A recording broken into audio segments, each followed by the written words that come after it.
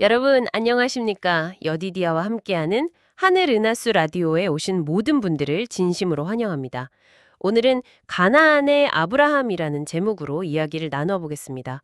여디디아님, 아브라함 하면 보통 이제 믿음의 조상, 순종의 상징 이렇게 많이들 생각하는데요.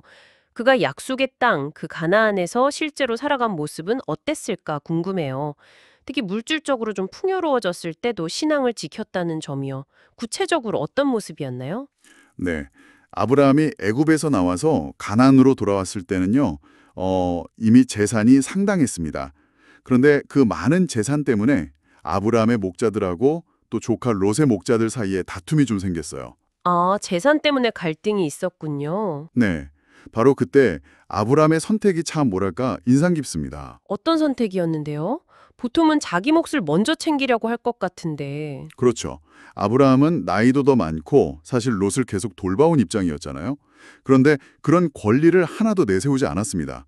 오히려 우리는 한 가족 아니냐 이렇게 말하면서 롯에게 먼저 원하는 땅을 고르라고 양보를 한 거죠. 와, 정말 쉽지 않았을 텐데요. 물질적인 이익이나 소유권 이런 것보다 관계의 평화, 그 화목을 훨씬 중요하게 여긴 겁니다. 이게 바로 하늘의 원칙을 따르는 삶인 거죠. 그럼 롯은 어떤 선택을 했나요? 롯은요, 글쎄요, 당장 눈에 보기에 기림지고 물이 아주 넉넉해 보이는 그 요단 온 들판을 택했습니다. 소돔과 고모라 근처였죠. 아, 그 유명한. 네, 당장의 그 풍요로움만 본 거예요. 하지만 그 땅에 숨겨진 어떤 도덕적인 또 영적인 위험 같은 거는 전혀 생각하지 못했죠. 반면에 아브라함은 롯이 떠나간 후에 어찌 보면 좀 척박해 보일 수도 있는 헤브론에 남았습니다. 하지만 아브라함은 눈앞의 조건이 아니라 하나님의 약속을 믿었어요. 그리고 거기서 만족하면서 경건하게 살았습니다. 결국에는 주변 민족들에게도 존경받는 지도자가 되었죠. 평화를 위해서 양보하는 모습도 참 인상적인데 그렇다고 마냥 평화롭기만 한 분은 아니었던 것 같아요. 조카 롯이 위험에 처했을 때 직접 구하러 나섰다는 이야기도 있잖아요. 맞습니다.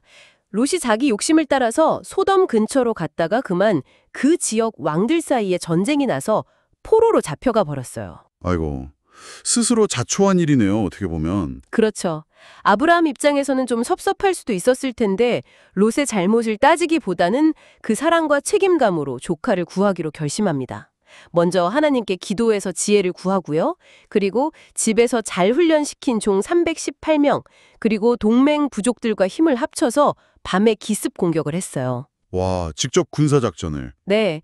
그래서 아주 놀라운 승리를 거두고 롯이랑 그의 가족, 또 빼앗겼던 모든 재물까지 다 되찾아옵니다. 정말 대단한 용기인데요. 그런데 승리 후에 보인 태도가 더 인상적이었다고요? 네, 그게 정말 중요합니다. 승리하고 돌아오는 길에 소돔 왕이 마중 나와서 사람들은 돌려보내고 전리품은 당신이 다 가지시오 이렇게 제안을 해요. 오, 큰 제안인데요? 그렇죠. 그런데 아브라함이 아주 단호하게 거절합니다. 나는 당신 때문에 부자가 되었다 이런 말을 듣고 싶지 않소. 실 한 오락이나 신발끈 하나라도 당신에게 속한 것은 내가 갖지 않겠소. 딱 이렇게 선언하죠. 와, 자신의 부와 성공이 어떤 인간적인 방법이나 세상과의 타협, 이런 것의 결과가 아니라 오직 하나님의 축복임을 분명히 보여준 겁니다. 세상 방식과는 타협하지 않겠다는 그 확고한 신앙 원칙, 그걸 보여준 거죠. 정말 놀랍네요. 개인적인 신앙뿐만 아니라 그 가정을 이끄는 모습에서도 배울 점이 많았다고 들었습니다. 그렇습니다. 아브라함의 집은요, 단순히 피로 맺어진 가족만 있었던 게 아니에요. 종들을 포함해서 1000명이 넘는 아주 큰 공동체였습니다. 그 집 자체가 뭐랄까 신앙을 배우고 실천하는 학교 같았다고 할 수 있어요. 아브라함은 가족 구성원 모두에게 유일하신 창조주 하나님을 경배하도록 가르쳤고 하나님의 법도를 삶의 기준으로 삼도록 이끌었습니다. 구체적으로는 어떤 가르침이었을까요? 예를 들면 자녀나 종들에게 하나님의 권위에 순종하는 법을 가르쳤습니다. 부모나 주인의 권위에 순종하는 것이 꼭 하나님의 권위에 순종하는 것의 기초다. 이걸 알게 한 거죠. 그러면서도 잘못된 애정으로 그냥 봐주거나 아니면 너무 방임하거나 하지 않고 공의와 사랑으로 가정을 다스렸어요. 그리고 손님을 극진히 대접하는 모습은 아주 유명하잖아요. 부지 중에 천사들을 대접하기도 했으니까요. 아, 맞아요. 그 이야기. 네, 이렇게 질서가 있고 또 신앙적인 그의 가정 자체가 주변의 그 이방 민족들에게 아주 강력한 선한 영향력을 끼치는 등불과 같았던 거죠. 하나님과의 관계도 정말 특별했던 것 같아요. 네, 하나님께서 이런 아브라함의 신실함을 보시고 그를 나의 벗, 친구라고 부르실 정도로 아주 가깝게 대하셨습니다.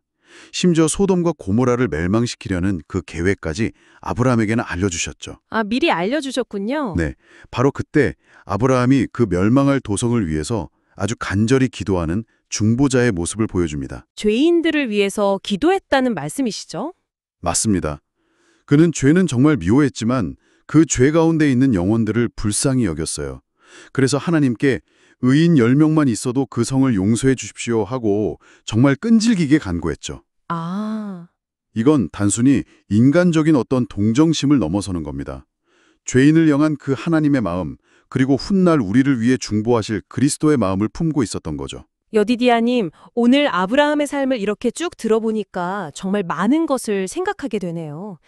그의 삶이 오늘을 살아가는 우리에게 주는 교훈은 무엇일까요? 네, 아브라함의 삶은 우리에게 아주 중요한 질문들을 던져주는 것 같습니다. 우리는 물질적인 풍요나 어떤 세상적인 성공 앞에서 과연 어떤 선택을 하고 있는가? 눈앞의 이익보다는 하나님의 원칙, 그리고 관계의 평화를 더 소중하게 여기고 있는가?